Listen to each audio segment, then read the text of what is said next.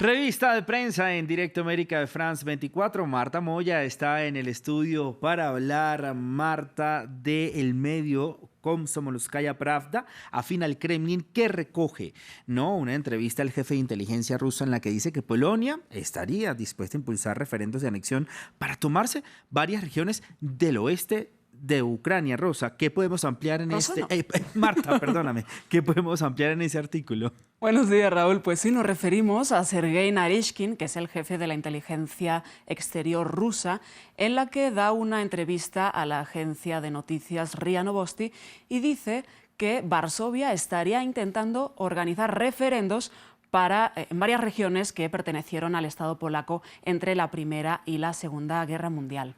Esta anexión sería de los territorios occidentales de Ucrania, de Lviv, Ivano-Frankivsk y la mayor parte de la región de Ternopil, según informes del presidente Andrzej Duda, supuestamente revisados por la agencia de inteligencia rusa.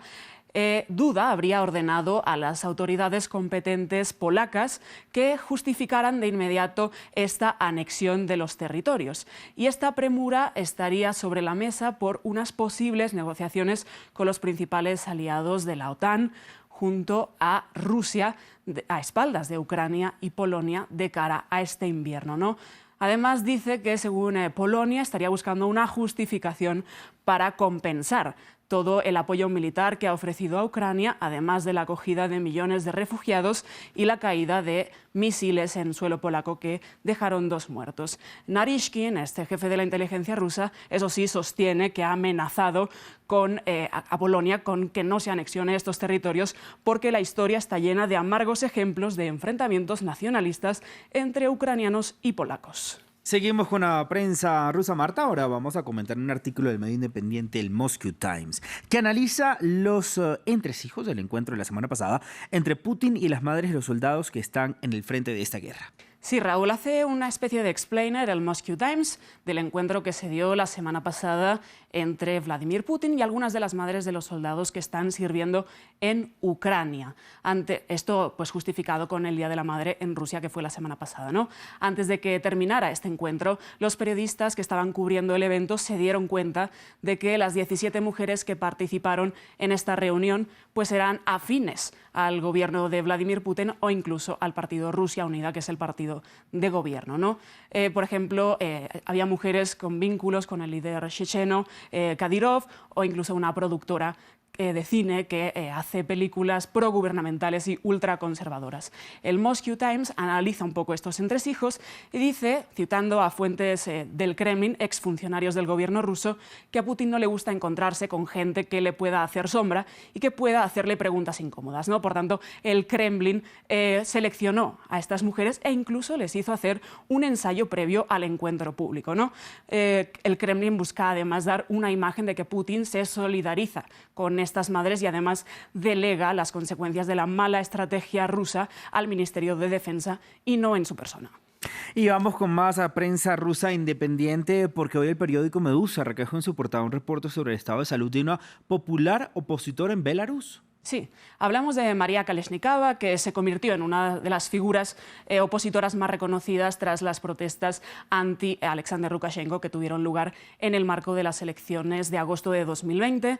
Esta opositora intentó huir a Ucrania, también la intentaron deportar, rompió su pasaporte y al final fue condenada a 11 años de prisión, acusada de extremismo y de intentar tomarse el poder de manera ilegal.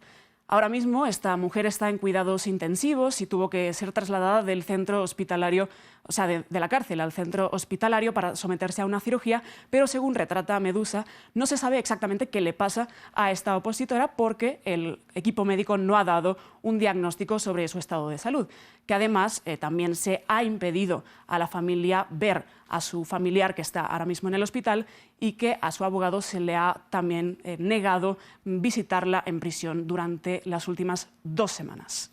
Cambiamos ahora de tema y nos vamos hasta Ucrania porque el medio Kyiv Post ha publicado un curioso artículo sobre 7 cosas que uno puede hacer en la capital ucraniana en medio de esta guerra. Sí, Raúl dice pues, que a pesar de que los extranjeros puedan tener una imagen distorsionada de lo que pasa en la capital ucraniana, pues la vida sigue para millones de personas, ¿no? Destaca 7 cosas que se pueden hacer a día de hoy en Kiev. Por ejemplo, ir a un McDonald's. Dice que los misiles no sobrevuelan las 24 horas sobre la capital y que qué mejor para restaurar ese sistema nervioso que tomarse una jugosa hamburguesa.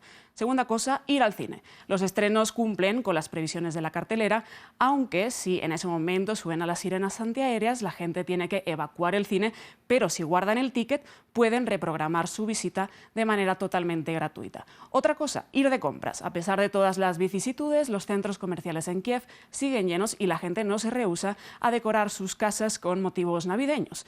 La cuarta cosa es ir al restaurante. Sobre todo, pues, aunque muchos restaurantes han tenido que cerrar por la pandemia y luego la guerra, todavía se puede visitar los restaurantes, aunque a menudo a la luz de las velas. La quinta cosa que se puede hacer es ir a torneos infantiles o a fiestas de cumpleaños. Sostiene el Kiev Post que los niños a veces se reúnen en búnkeres para jugar a videojuegos e incluso tomar hamburguesas. La sexta cosa es que se puede ir a la oficina, eso sí, a las que no están dañadas por los misiles rusos. Y la séptima cosa es que, a pesar de las sirenas antiaéreas, se puede seguir escuchando música callejera en Kiev.